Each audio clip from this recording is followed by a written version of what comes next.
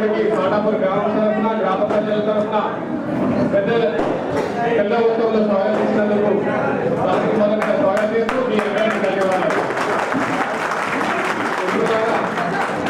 ఈరోజు మన నాయకుడు రైతు బాంధవుడు ఈరోజు రెండో పంట అలీసాగర్ నుంచి పండుతుందంటే కారణం ఎవరు?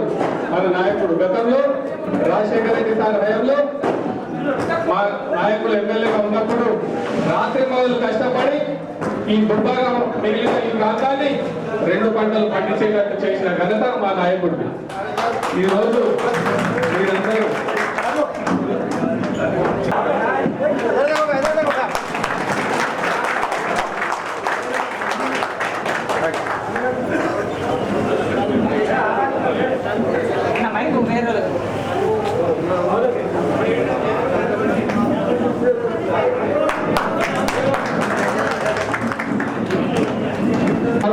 వేదిక మీదకి రావాల్సింది.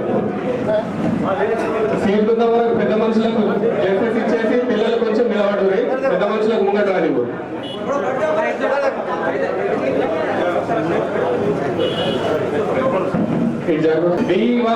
ఆర్డబ్ల్యూఎస్ డిప్టీ గారు ఉన్నారని పైకి రండి. సన్మానం చేసే వాళ్ళు ఒక్కొక్కరు వచ్చి సన్మానం చేసేది.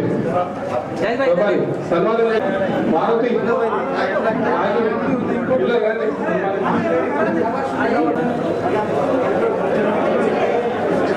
సన్మానం ఒక్కొక్కరు చేసుకుంటూ కిందికి రండి.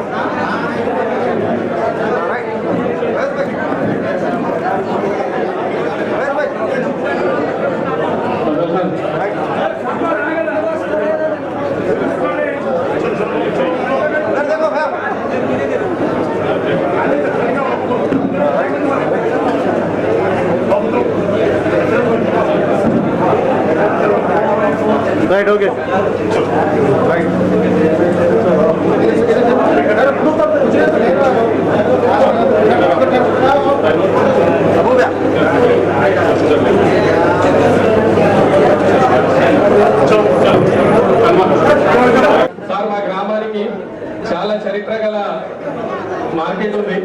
ఈ మార్కెట్ అభివృద్ధి అనేది చాలా రోజుల నుంచి మేము చేయలేకపోతున్నాం సార్. ఆ బోందారి సమస్య ఒకటి మీకు రాసి ఇచ్చినాం సార్.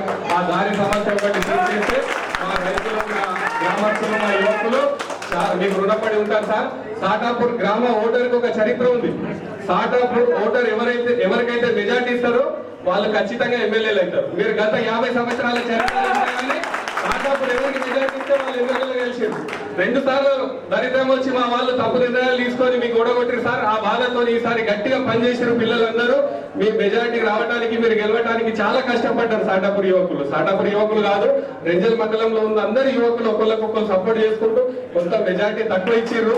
దానికి మేమంతా షేర్ఫీల్ అవుతా ఉన్నాం. కానీ ఖచ్చితంగా భవిష్యత్తులో మీరే మాకు అందరికీ ఆదర్శం సార్.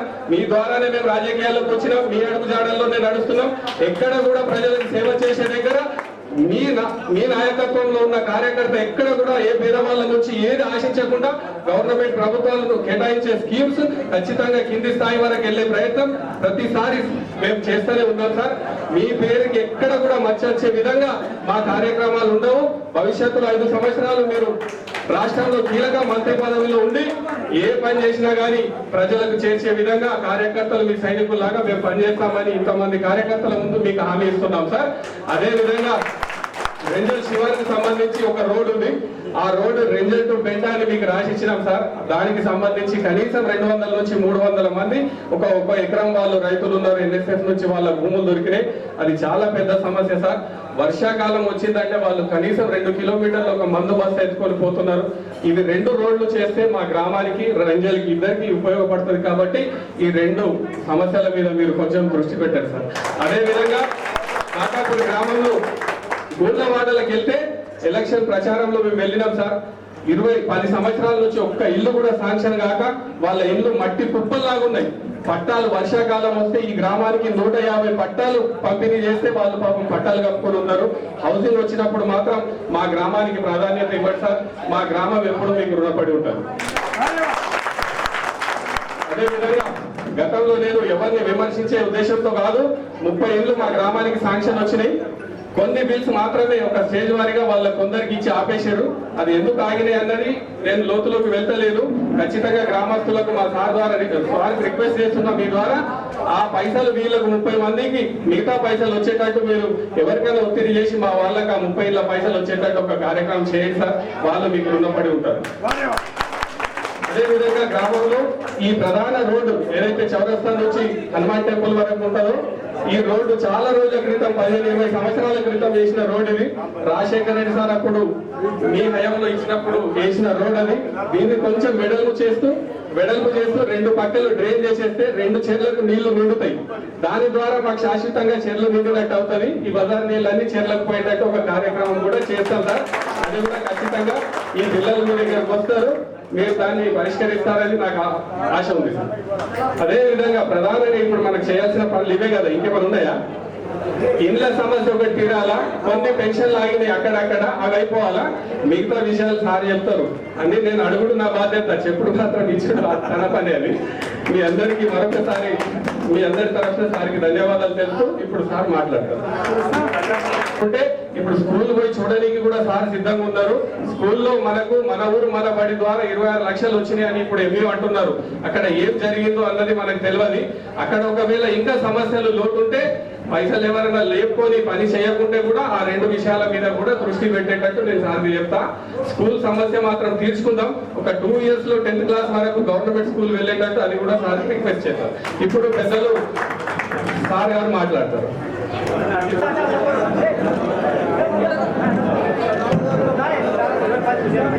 इधर से आ जाओ, असाइड हो इधर आगे इधर को लो अगर इधर असाइड వెళ్ళి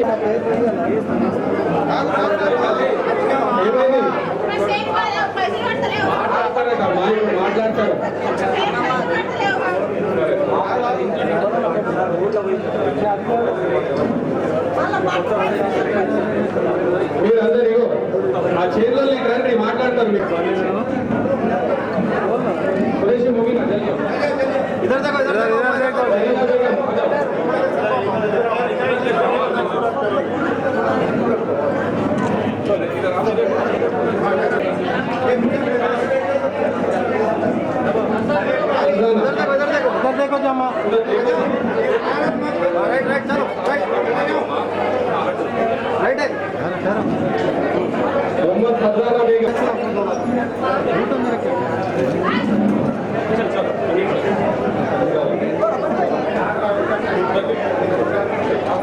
రైట్ ఓకే అయిన తర్వాత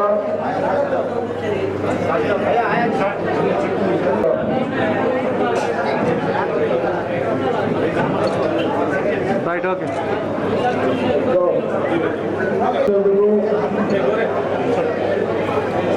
సాగపు రైతులు కానీ ప్రజలు కానీ మండల కాంగ్రెస్ కార్యకర్తలు కానీ అతోటి పెద్ద ఎత్తున సన్మానం చేసినందుకు మీ అందరిని అభినందిస్తూ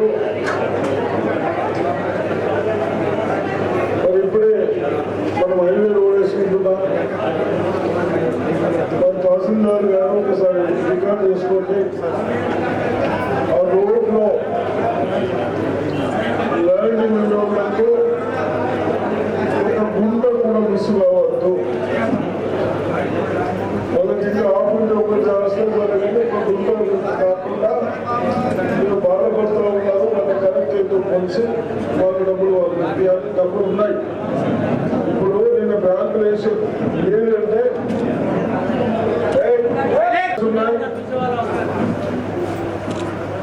కొందరు ఇచ్చిన వాళ్ళు కొందరు అమ్ముకున్న వాళ్లకు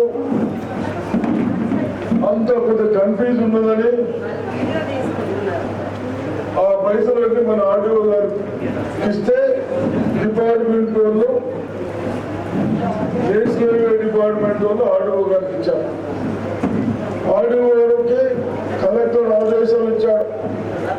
అవన్నీ కోర్టులో జమేయండి డిసైడ్ అయినట్టు వాళ్ళ పైసలు వాళ్ళకి ఇచ్చినట్టు. అదొకటి మీ అందరూ అర్థం చేసుకుని మళ్ళీ అదేవిధంగా ఎక్కడన్నా ఇల్లున్నామా ఇప్పుడు నాకేదో దరఖాస్తు ఇచ్చినట్టున్నారు. ఒకటి పరిశీలించండి. ఎక్కడ ల్యాండ్ మిస్ అయిందో చూసేవాళ్ళకుంటూ గుంట పోకుండా అంటే వెళ్ళిపోతుంది కాబట్టి చూడండి. అదేవిధంగా ఈరోజు సాగపూర్ గ్రామంలో గ్రామీణ అడుగుతా ఉన్నారు. రైతులు ఎక్కడుండి కొద్దిగా తక్కువ డిస్టెన్స్ అంటే ఉన్న డబ్బుల్లో చేసుకునేది. మన పుణ్యాత్ముడు వల్ల ఇంకా నేను పెద్ద మంచిగా వేరే అంటే బాగుంటుంది. కానీ అన్ని నాశనం చేసిపోయారు వ్యవస్థని. అన్ని బాకీలు చేసి జాబులు చేసే వాళ్ళకు జీతాలు ఇచ్చే పరిస్థితి జరిగినాయి సార్.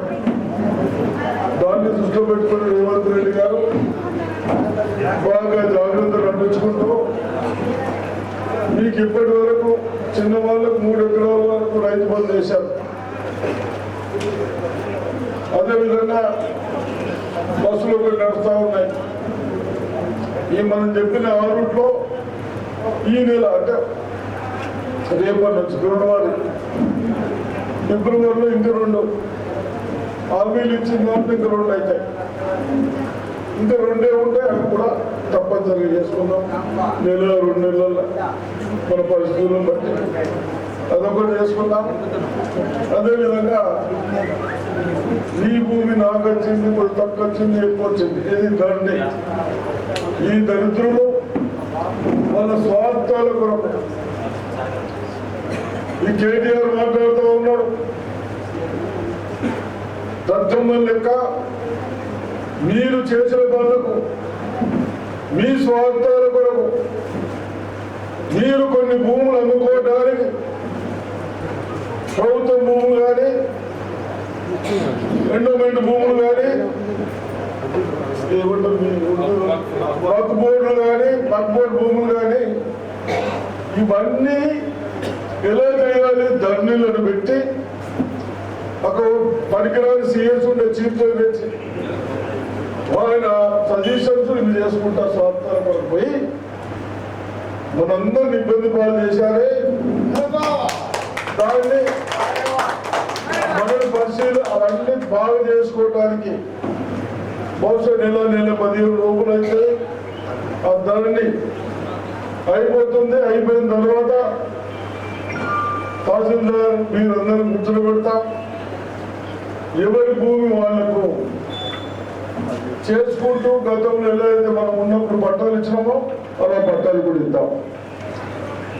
అదేవిధంగా ఇల్లు కట్టుకునే వాళ్ళకు కూడా 10 సంవత్సరాల నుంచి ఇల్లు కట్టలే, కట్టిన బిల్లు వాళ్ళకి ఎక్కడన్నా మీ ఊళ్ళో 36 ఇచ్చారు.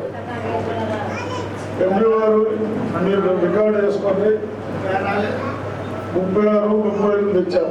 సరే 30 ఏదో ఒకటి 36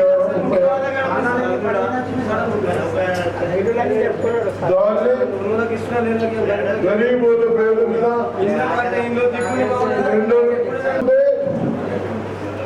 వీళ్ళు పోయిన ఎమ్మెల్యేలు కానీ ప్రభుత్వాలు కానీ వాళ్ళ కార్యకర్తలకు దోచుకుంటాను. ఎక్కడైనా ఎప్పుడు మనం ఉన్నప్పుడు టెండర్లు పెట్టలే. గరీబులు ఉంటే మీరు ఇల్లు పెట్టుకుంటే మీకే డైరెక్ట్ డిపార్ట్మెంట్ వాళ్ళు పైసలు ఇచ్చారు. ఇప్పుడేమో టెండర్ పెట్టారు, మీరు బిల్లు పెట్టాలా, వాడేమో పైసలు చెప్పుకోవాలి. ఇది నడిచింది. మేము వచ్చి ఒకసారి బెదిరిస్తే ఆ రోజు 70-75 ఇచ్చారు. ఇంకా పైసలు ఇవ్వాలా, ఆర్డీఓ గారు తహసీల్దార్ గారు కొంత రికార్డు చేసుకొని ఏదైతే కన్సల్ట్ డిపార్ట్మెంట్ ఉందో హౌసింగ్ వాళ్ళు ఇమ్మీడియట్ మనకి ఎన్ని శాంక్షన్ అయినాయి, మన ప్రభుత్వం నుంచి ఎన్ని డబ్బులు ఇచ్చినాం, ఈ రైతులకు కట్టుకున్న వాళ్ళకి ఎంత ఇచ్చినాం, ఇంకొకసారి చెక్ చేసుకుంటే వాళ్ళ మీద కూడా ఎంకరేజ్ చేసి అయితే పైసలన్నీ ఇవ్వాలా, కొడుకు లేకుండా జైలు కన్నా వాళ్ళు.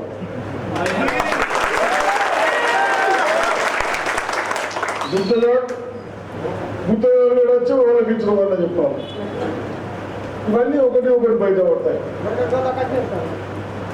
ఇవన్నీ తప్పనిసరిగా చేసుకుంటాం. అదేవిధంగా గ్రామీణ రోడ్డు చిన్నది ఎక్కువ ఎంత వస్తున్నది, 8 కిలోమీటర్ల మీద అస్సలే లేదా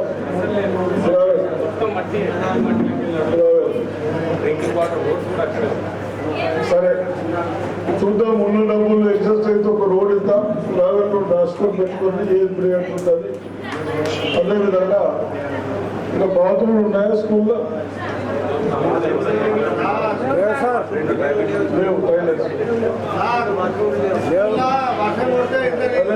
ఇప్పుడు వేసిన అవడా మాత్రం పట్టకపోతే పగలు అవుతాయి. కొట్టున్నాడు ఓడి దాకా తీసుకు అనేకమైన తాగుతుంది, మనకే తీసుకు కానీ కొట్టున్నాడు. అరే తాగుడు, పని వేసు లేదు, పిల్లలు కొట్టుడు, పిల్లలు కొట్టుడు, అంతేనా? 3 పిల్లలు 30 ఉంటారు, వాళ్ళు లేదని ఖరాబ్ ఊరంతా చుట్టూ తాగేటోళ్ళకి లేదా బాబు. అయితే ఈ విధంగా చేసుకుంటూ తప్పనిసరిగా ఒకటి అన్ని చేసుకుందాం. మై ఆత్మహత్య పోదాం. మీకు కూడా చెప్తా ఉన్నాను, పోయిన రోజులు మళ్ళీ జ్ఞాపకం చేస్తుంటూ దళితులు కొట్టడు వద్దు. వాడు టీఆర్ఎస్ కానీ బీజేపీ కానీ కమ్యూనిస్ట్ కానీ మనము మనకు చాతనైన కథకి 10 మందికి సాయం చేసుకుంటూ పోదాము. మన పార్టీల భేదాలతో ఇది అందరూ నేను ఇన్ని సంవత్సరాలు పెద్ద మనిషి అయినా మీ పిల్లల ఫ్యూచర్ ఖరాబ్ అదే చెబుతాను. అర్థమైనా? మంచిగా నాకు తెలిసిన గారికి మంచిగా చెప్తా, మీరు కూడా చెప్పండి, దాన్ని పరిశీలించుకుంటే అదేవిధంగా షుగర్ ఫ్యాక్టరీ తప్పనిసరిగా షుగర్ ఫ్యాక్టరీ కూడా ఇటే వచ్చినట్టు చూసుకుంటాం. చక్కగా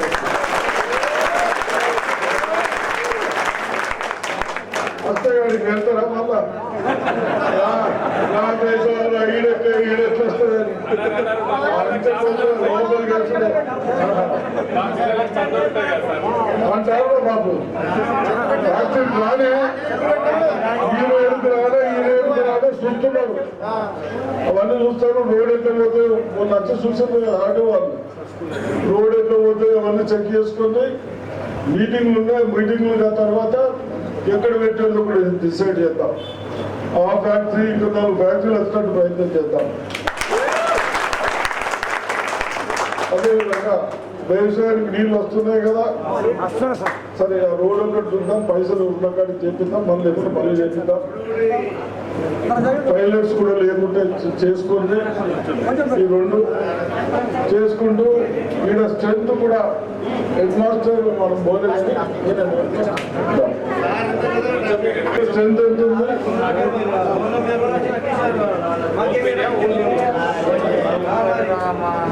టీచర్ లేదన్నారు.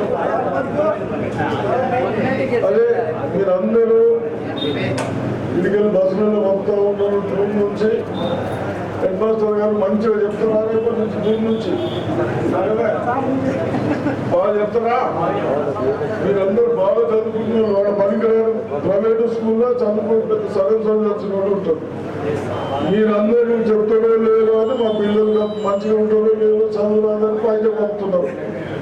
మీరందరూ టీచర్లు దయచేసి, మాకు చాలా కుటుంబాలు, మేము బయట పంపిస్తే సంవత్సరం 50,000 అవుతుంది ఇద్దరు పిల్లలు, అవి కూడా మాకు మిగులుతాయి. మా పిల్లలు మా దగ్గరనే ఉంటారు. కాబట్టి దయచేసి టీచర్లు కూడా మన స్టేట్ కానీ డిస్టిక్లో కానీ బాగా విద్యావంతులు చేయండి.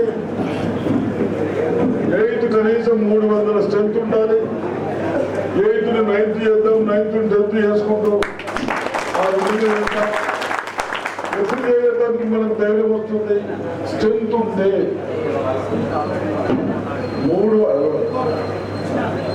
7th 8th ఎంత 12 నేను 30 కాడికి చెప్తున్నాను, 40 కూడా వచ్చు. సరే అవి ఏదైనా కానీ బాగా చేసుకుని టైలెట్స్ ఉన్నాయా? బాత్రూమ్ రూమ్లు ఉన్నారు కానీ బాత్రూమ్ ఉన్నది కట్టి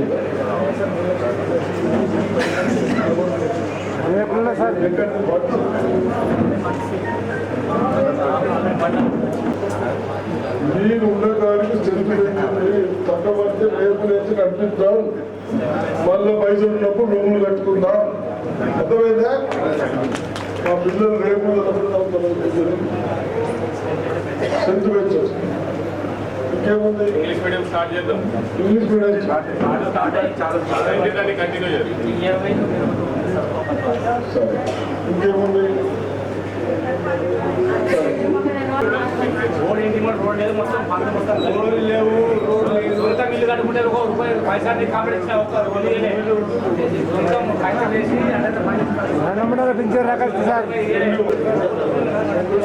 ऐसा कोई बात करे तो आगे रहेगा।